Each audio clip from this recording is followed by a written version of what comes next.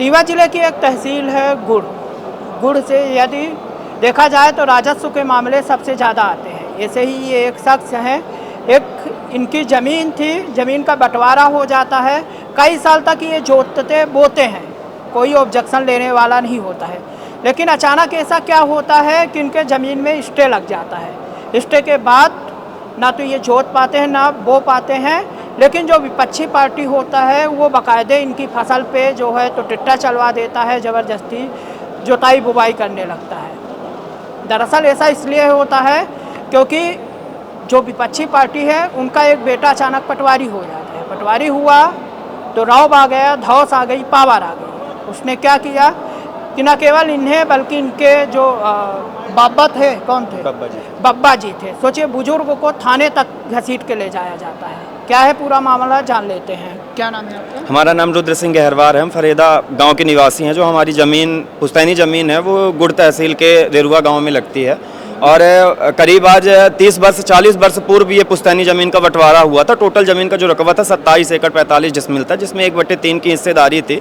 तो 9 एकड़ 15 डिसमिल के हिसाब से सब लोगों का बंटवारा हुआ। बीच में 3 वर्ष या 4 वर्ष पूर्व उनके जब बेटे पटवारी हुए तो वो ज़बरदस्ती करके और उन लोगों का नाम उसमें रखे कि जब नाप हुई वहाँ जो लोगों की मृत्यु 2020 के पहले हो गई थी, तो क्या वो लोग पुनः जीवित हो गए उस ज़मीन के बंटवारे के लिए। जो उसमें साइन की गई सारी साइन फर्जी थी, जिसका बयान एसडीएम साहब गुड़ डॉक्टर अनुराग तिवारी जी के सामने हुआ। और जब 2023 की बात थी, 2023 या 21 में तहसीलदार गुड़ द्वारा हमारे फेवर में मुकदमे का जो सुनवाई थी वो हमारे फेवर में की गई। 2 साल पूर्व जब उनको इसकी सूचना लगी और वो उस मुकदमे को पुनः एसडीएम साहब अनुराग तिवारी जी के यहाँ लगाते हैं, तो एसडीएम साहब से जब हमारे वकील साहब धारा 5 की बहस के लिए मांग करते हैं, तो धारा 5 की बहस को एसडीएम साहब ने लेट अपील बताते हुए कि आपने 2 वर्ष बाद अपील की है, तो इसलिए आपका ये मामला निष्कासित किया जाता है। 2 वर्ष बाद या 2 महीने बाद? 2 वर्ष बाद मामला निष्कासित किया गया। दूसरा मामला वहीं का था, उसी जमीन का। उसमें भी तहसीलदार उस मुकदमे को हमारे फेवर में किए। फेवर में होने के बाद पुनः उसमें जब स्टे लगा तो फिर तहसीलदार चेंज हो गए। चेंज होने के बाद जब उन्होंने पैसे की मांग की तो हमारे पास तो इतनी बड़ी राशि, हम इतने बड़े आदमी थे नहीं। तहसीलदार को उन्होंने पैसे दिए और उस मुकदमे को अपने फेवर में करवाया, जिसकी सूचना हमको मात्र 2 महीने में लगी। उस टाइम हमारे बब्बा जी एक्सपायर हो गए। जब थाने में ये कौन करवाया? विपक्ष है, संत कुमार सिंह, प्रदीप सिंह, जिनके बेटे सुधीर सिंह पटवारी हुए। प्रेजेंट टाइम में त्योथर के अगडाल में पटवारी की पदस्थापना पे हैं। अच्छा, ये तहसीलदार को पैसे दिए और तहसीलदार ने फैसला पलट दिया। उसके जो आपके पक्ष में पहले फैसला था वो अब उनके पक्ष में फैसला हो गया। फैसला क्या था? फैसला उसमें ये आया कि ठीक है, अगर वो जमीन उनकी है तो सुचारू रूप से उनको जोतने बोने दिया जाए आपको जी। लेकिन उन्होंने फिर जबरदस्ती करके फिर उसको मामले को वहां लगवाया। इसकी उसी टाइम हमारे बब्बा जी एक्सपायर हो गए। अब आगे पीछे हमारे कोई नहीं था। तो 2 महीने बाद जब उनके हम कार्यक्रम से फ्री हो गए तो हम अपनी दादी को लेकर सारे कागजात इकट्ठा किए, जबकि 2 महीने 15 दिन का टाइम लगा था। और हमने सारे दस्तावेज इकट्ठा करके पुनः माननीय अनुराग तिवारी जी के यहाँ उसको अपील की। तो उसमें जब हमारे अधिवक्ता द्वारा धारा 5 की स्वीकृति मांगी गई तो उसमें उन्होंने बता दिया कि यह मामला जो 2 महीने 5 दिन का है तो यह ज़्यादा दिन का हो गया, इसलिए इसको हम अस्वीकृत कर दे रहे हैं। तहसीलदार ने क्या फैसला दिया? तहसीलदार ने फैसला दिया था कि अगर ये इनकी खेती ये कर रहे हैं तो इनको सुचारू रूप से खेती करने दिया जाए, क्योंकि आज भी वो जमीन 428 नंबर आपको जी 428 बोल रहे हैं कि उनके पक्ष में फैसला दे दिया। फैसला दोबारा उनके पक्ष में ये आया कि जमीन का जो इन्होंने सीमांकन बाद में जब बांट कर इन्होंने जो जिन लोगों की मृत्यु हो गई थी उनका नाम शो किया, जो लोग वहाँ से खातेदार नहीं थे उन सब लोगों की साइन उसमें बेकायदा की गई। जबकि खातेदार हमारा परिवार है तो उसमें सोधिया की साइन, विश्वकर्मा की साइन हो रही है और वो फर्जी साइन है। उनके बयान भी अनुराग तिवारी सर के सामने हुए थे। लेकिन उसके बाद तहसीलदार साहब ने बयान दे दिया कि उन्होंने कहा कि नहीं, अभी ये जो नया सीमांकन हुआ है तो इसमें ये जमीन इनके नाम पे हो गई है, तो अभी इसमें किसी भी प्रकार का आप हस्तक्षेप नहीं कर सकते हैं। किसके नाम पे? संत कुमार सिंह, प्रदीप सिंह, पिता शिरोमण सिंह। कौन है तहसीलदार? तहसीलदार उस टाइम शायद कोई यादव जी थे। फिर पुनः उसके बाद जब यह कार्यवाही हुई तो हमारा ये कहना है कि डॉक्टर अनुराग तिवारी जी ने 2 महीने 15 दिन की जो अपील थी जो हमारी बुजुर्ग विधवा दादी ने अपील की 2 महीने 15 दिन बाद, उस अपील को डॉक्टर तिवारी जी ने अपील लेट बताते हुए निष्कासित कर दिया, स्वीकृत कर दिया। और जो मामला 2 वर्ष 11 महीने लेट था उसको डॉक्टर सुधाकर सिंह एसडीएम गुड़ ने स्वीकृत कर दिया। तो यह कहाँ का न्याय है? क्या वह बुजुर्ग महिला को मैं लेके कहाँ कहाँ दर दर भटक रहा हूँ? अभी क्या स्थिति? अभी 3 बार मैं यहाँ, जब प्रतिभा पाल मैडम जी थी, सपना त्रिपाठी मैडम जी से 3 बार यहाँ आवेदन दे चुका, किसी तरह की कार्यवाही नहीं हुई थी। स्टे लगा है अब जमीन में स्टे लगा हुआ है, लेकिन उसके बाद भी अभी जमीन में समथिंग 75 से 80 डिसमिल जमीन है वो पे स्टे है। जी। अभी भी वो विधिवत उसमें खेती बाड़ी कर रहे हैं। अगर रोक टोक करते हैं तो रोज आए दिन विवाद। पूर्व में इस तरह के तो स्टे में क्या लिखा था?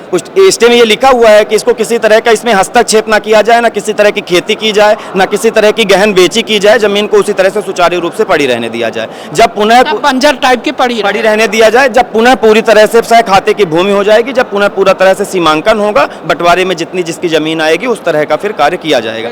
लेकिन स्टे के बावजूद वो जोत बोल रहे हैं। न्यायालय के आदेश का कोई पालन नहीं हो रहा है, अधिकारियों के आदेश का कोई पालन नहीं हो रहा है। तो हमारी कलेक्टर महोदय से हम मिलने आए थे, कलेक्टर महोदय हमको मिले नहीं। 3-4 बार, पिछली बार भी हमको बस आश्वासन दे दिया गया कि कार्यवाही होगी, कार्यवाही होगी। विधायक जी के कहने पे हमारे बड़े पिताजी को शैल यादव के नेतृत्व में हमको थाने के अंदर बैठाया गया, जबकि ना कोई वारंट था, ना कोई एफआईआर थी। कब की बात है? यह पिछले पूर्व 2025 की बात है। 2025 फरवरी में हमको थाने के अंदर बैठाया गया। जब टीआई साहब के ऊपर दबाव बना तो टीआई साहब थाने के अंदर से भाग के और खाना खाने का बहाना बना के दोबारा थाने के अंदर लौट के नहीं आए। बाद में हमको बाहर निकाल दिया गया कि ठीक है, आप अपने घर जा सकते हैं। तो एफआईआर किसी भी तरह की दर्ज नहीं हो। जबरन जबरदस्ती जब हमको क्यों ले गए थे? क्या बोल रहे हैं? बस बुलाए, वो फोन वहां से आया था, एक सिपाही था वहां प्रजापति नाम का, उन्होंने उनको फोन आया कि आप लोग थाने आ जाइए, आपको टीआई साहब बुला रहे हैं। जब हम वहां गए तो टीआई साहब से कुछ भी बात नहीं हो पाई। तुरंत टीआई साहब ने बोला कि इनको अंदर बैठाओ और इनको 151 या 152 लगाने की धारा बताए। और उसके बाद फिर जब दबाव उनके ऊपर, जब हमारे परिजनों को पता चला, हमारे परिवार वालों को पता चला, तो उन्होंने कहीं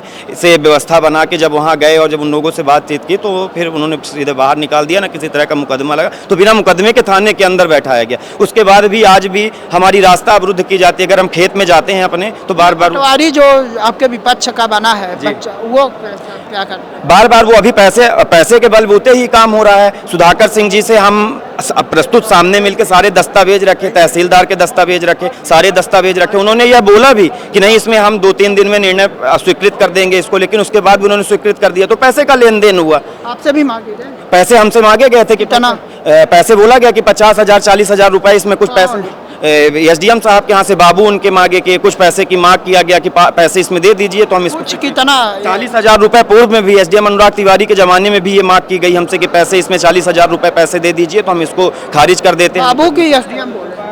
एसडीएम साहब द्वारा बात की गई थी इस तरह के। हमारे वकील एसडीएम साहब से बात की गई।